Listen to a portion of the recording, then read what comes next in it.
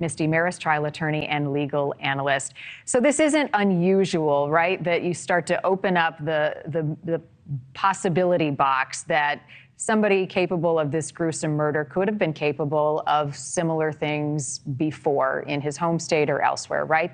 Anything strange here? Yes, absolutely, Marni, but I think it actually even goes a bit further. So first of all, many people opined when this terrible tragedy happened that this could not have been the perpetrator's first time.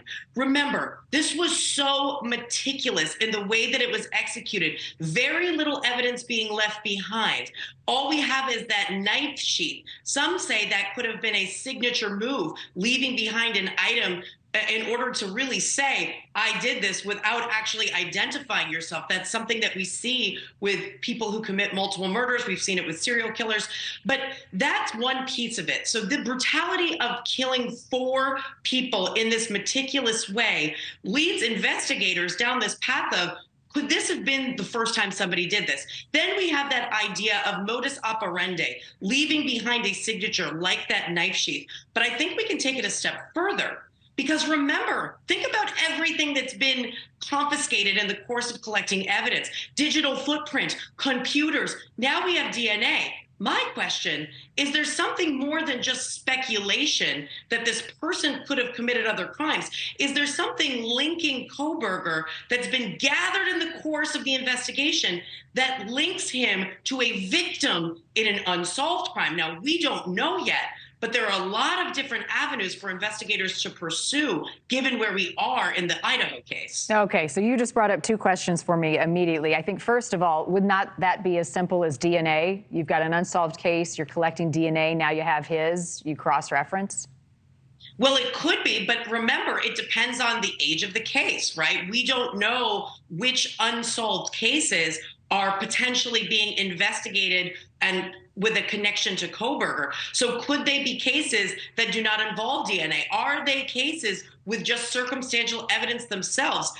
I would opine, and this is just based on an educated guess of what's going on here, that it doesn't seem like in some of these unsolved cases there is rock-solid DNA, or they probably wouldn't be unsolved, right? So there may be other factors that are leading investigators to look at Kohberger. DNA might be one, but there could be other circumstantial cases that are similar in execution to the Idaho case. And when you talk about a signature type crime, I mean, some would say it was sloppy to leave the knife sheath behind. Are you suggesting that maybe it was an intentional thing?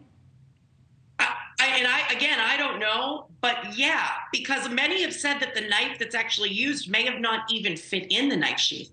So was this knife sheath left behind for the purpose of, and look, this is something that we've seen in other cases, and that's why I'm suggesting it's a possibility here that the knife sheath that's left behind strategically. Think about somebody who planned something so meticulously to leave no DNA, to leave very little evidence other than maybe a footprint, but then leaves this one very obvious item behind. It doesn't make sense. So perhaps that was more intentional, and maybe that's something that's ringing a bell with law enforcement in Pennsylvania with respect to other unsolved crimes. Again, totally speculative, Marni, but these are the avenues I would expect investigators to be thinking about as they potentially link him to other unsolved crimes in Pennsylvania. Right, and until this case goes to trial, there's a lot we don't know, a lot of evidence we don't have yet. We were just showing the house, Misty, on the screen. Demolition of that house where the murders took place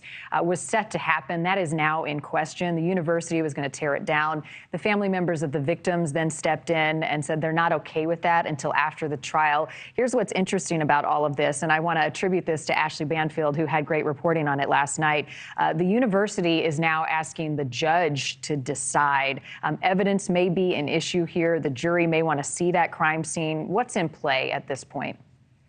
I would be highly, highly concerned about this house being torn down during the course of this trial, both from the prosecution and perspective, from the prosecution perspective and the defense perspective. Marni, keep in mind, the house is actually a critical piece of evidence. We're talking about several different floors where the murders occurred. All of that, the timeline, how each individual person was killed and the what floor, the whole timeline and logistics of how that occurred is going to be central to the case from both the prosecution and the defense perspective. So if I were the judge, I would be strongly weighing the fact that there could be a potential issue, appellate issue even, of having a critical piece of evidence, this house, destroyed before we get into that courtroom and before we get to trial. I think it would be a terrible decision to tear it down. It's something I would highly contest on both sides, both prosecution and defense. Right. I mean, I guess at the end of the day, you wonder what's the harm in waiting, right? I mean, if there is something that can be gathered there, you hold off on it. Misty Marris, as always, thank you. What a tragic case. And we're just beginning to learn how gruesome it really was. Thank you for watching. Go to newsnationnow.com to find NewsNation on your television provider. And don't forget to click the red subscribe button below to get more of NewsNation's fact-driven, unbiased coverage.